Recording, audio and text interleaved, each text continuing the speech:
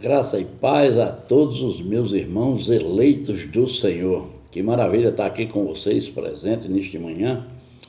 Melhor manhã para todos, com todas as sortes de bênção para você e toda a sua família. Que maravilha a gente se encontrar nessas lives, né? Para a gente aprender um pouco sobre a questão desse alimento sólido que é o Evangelho de Cristo Jesus. E essas notoriedades que as religiões trazem como fonte de verdade e aplicam em suas vidas de forma malvada, corrupta, né? Sem sentido, sem base na coisa, só para um único objetivo: ganhar dinheiro. Que coisa impressionante são essas inutilidades, né? Que a gente aprende. Isso não é uma coisa de ontem, nem de hoje, nem de 2 meses atrás, nem de 15, é de séculos, de milhares de anos já. Apesar de depois da cruz nós já temos 2021 anos que se pregam essa mesma coisa. E Paulo combatia isso, como Jesus de Nazaré combatia isso, e vem se tornando cada dia, cada vez que se passa, a maior inutilidade do sacrifício do Cristo ressuscitado. Para o sacrifício, o propósito que Deus trouxe Cristo Jesus de Nazaré à terra para fazer isso. Eu elaborei na expressão da graça, elaborei esse tema: Cristo e a inutilidade do seu sacrifício. Cristo e a inutilidade do seu sacrifício. É uma coisa bem impressionante, né? A gente tratar desta forma, porque vivemos hoje num mundo de descredibilidade. A credibilidade voltou-se para o homem e não para Cristo, né? Então,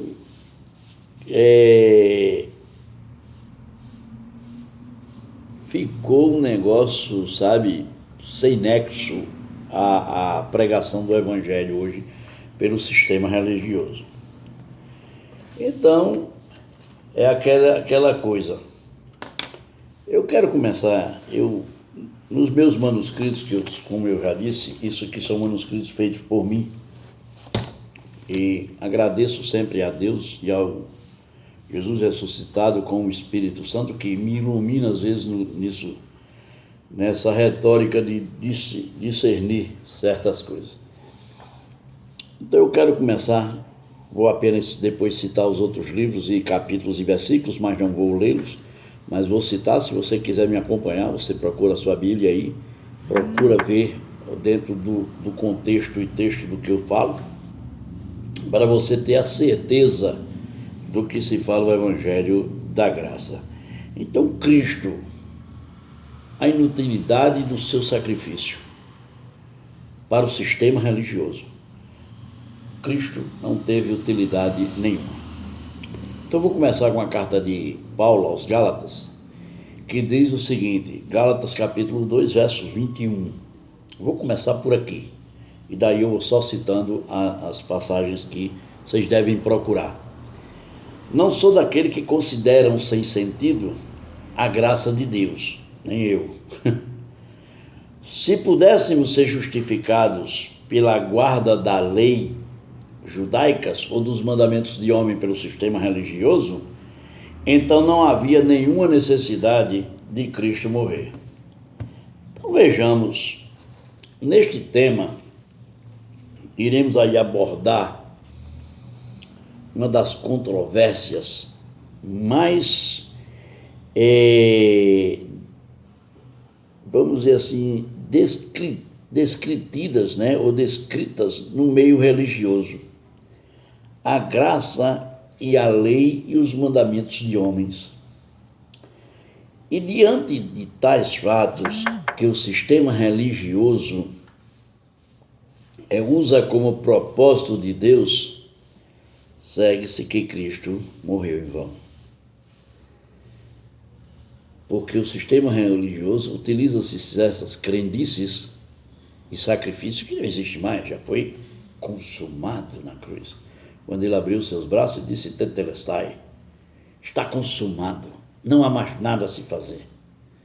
Tudo ali pereceu, teve seu fim, morreu, foi revogada. Instituída apenas o mandamento primordial do Cristo ressuscitado: amar a Deus sobre todas as coisas e ao teu próximo como a ti mesmo. Muitas das leis que foram escritas de Moisés, ou por Moisés, era sociológica. As leis de Moisés eram sociológicas, envolvia muita questão social, uma organização da sociedade. E ali, como ela se tornou sociológica, dentro da própria sociologia organizacional, ele instituiu a lei civil, a lei cultural, a lei dos alimentos e outras leis fundamentadas que se tornaram ao total de 613 leis.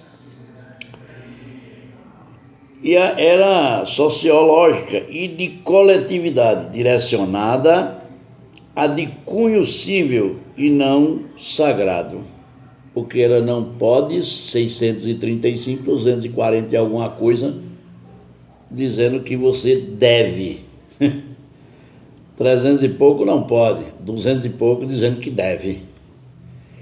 Então, era de cunho civil e não sagrado. E muitas dessas leis, o sistema legalista utiliza-se para amedrontar os crentes como se fosse de forma sagrada. E esquece que estas mesmas leis foram abolidas por Jesus na cruz. Eles não esquecem, eles sabem. Está lá em Deuteronômio 22, capítulo 22, versos 5 e 8. Em Mateus, no capítulo 3, verso 11, da mesma forma, se utilizam desta passagem para anular o batismo do Espírito Santo, porque na cruz fomos mortos com Cristo e ressuscitados com Ele. Em graça, portanto, fomos lavados com seu sangue e batizados com seu Espírito. No entanto, o sistema insiste em levar os crentes aos tanques batismais, anulando assim o sacrifício de Jesus Cristo. Anula completamente. Isso está lá em Mateus 3, capítulo 3, verso 11. 1 João, capítulo 1, verso 7. Contudo, não andamos nós na luz com ele? Pergunta. Dizendo João. Contudo, não andamos na luz com ele? Com ele quem? Com Jesus e Espírito Santo. E sendo corpo da igreja de Cristo, não estaremos em comunhão com Cristo? Claro, eu preciso de pão e vinho? Não. Eu já vivo em comunhão com Cristo, porque Cristo vive em mim. Não é eu que vivo em Cristo, mas Cristo que vive em mim. De certo que sim, pois o sangue de Deus, de Jesus, nos purificou de todo pecado. Nós já nascemos desde antes da fundação do mundo, fomos predestinados gentios para não obter pecado e condenação sobre nosso espírito. Em 1 de Pedro, no capítulo 2, verso 24, portanto, carregando ele mesmo em seu corpo sobre o madeiro os nossos pecados, para que nós, mortos para o pecado, vivamos para a justiça, porque por suas chagas fomos sarados. Pelas suas chagas e o sangue derramado no madeiro é que nós fomos sarados. 1 Pedro, capítulo 2, verso 24. Em Daniel, capítulo 9, versos 24, porém tudo isso já tinha sido profetizado por Daniel em seu ato escatológico do fim das nossas transgressões e do fim da lei de Moisés. Isso Daniel preveu no capítulo 9, verso 24, acompanhe lá. Em Zacarias, capítulo 3, versos de 8 a 9, todos os anúncios foram dados ao povo de Israel daquela geração que veio o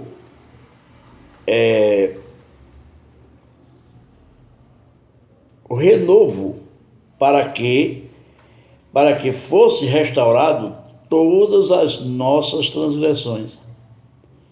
Então veio o renovo, o Cristo veio sarar todas as nossas transgressões. E Paulo, escrevendo aos Romanos, no capítulo 4, verso 25, portanto, o que Deus entregou por nossas transgressões, ressuscitou dos mortos para a nossa justificação. Nós fomos justificados pela morte de Jesus de Nazaré. E toda a lei foi consumada e instituída a graça do Filho do Homem. Justamente a graça. Está lá em Romanos capítulo 4, verso 25. Em Hebreus, Paulo, escrevendo aos Hebreus, capítulo 9, verso 26, portanto, se continuamos debaixo da lei, neste caso, seria necessário que Jesus tivesse que sofrer muitas vezes, desde a fundação do mundo, que foi o pecado de Adão. Ele teria que morrer, depois pecado de fulano, Davi, Salomão, não sei quem mais lá. Então teria que vir várias vezes para que fosse sacrificado. Paulo ainda escrevendo em Hebreus, no capítulo 10, versos de 11 a 14, no entanto, todo sacerdote que se apresenta dia após dia a exercer o serviço sagrado e a oferecer os mesmos sacrifícios que nunca e jamais podem remover pecados. Isso é verdade. Veja dentro da escatologia, veja dentro da coisa, tudo é fim do mundo, tudo é não sei o quê. O sistema religioso cria tudo para que você tire a atenção do Evangelho, desvie sua atenção, cauterize a sua mente, escureça, coloque um véu sobre tua vista, sobre os teus olhos, para que tu não possa enxergar diante de ti o que está escrito perante o Evangelho. Lá em Gálatas capítulo 3, verso 3, Paulo escrevendo aos Gálatas, e contudo vejo crentes sensatos e coerentes ao Evangelho de Jesus Cristo, mudando em uma situação drástica, tornando-se insensatos, porque estavam no Espírito e agora tenta-se aperfeiçoar nas obras da carne. É triste ver que as pessoas tentam se aperfeiçoar-se nas obras da carne, que não leva a nada, que não salva ninguém, que não tem edificação de nada. Gálatas capítulo 3, verso 3.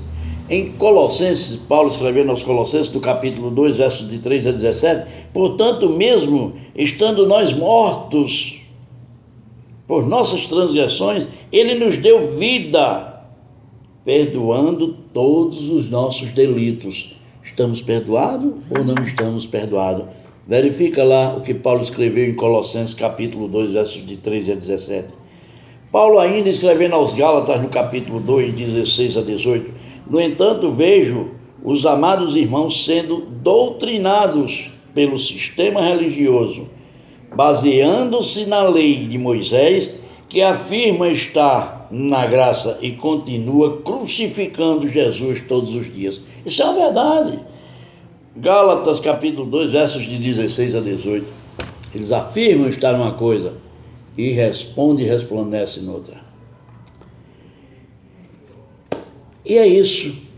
Muitas vezes o sistema religioso crucifica-se o Cristo todos os dias, todos os domingos, todas as segundas e quartas e sextas. Eles crucificam porque vivem baseado em um falso sonho de salvação, porque atribuem a Deus e a Cristo como mentirosos, que eles não deram, eles não são soberanos. Então, por isso que eu digo, esse deusinho da religião é um Deus vagabundo. sem poder.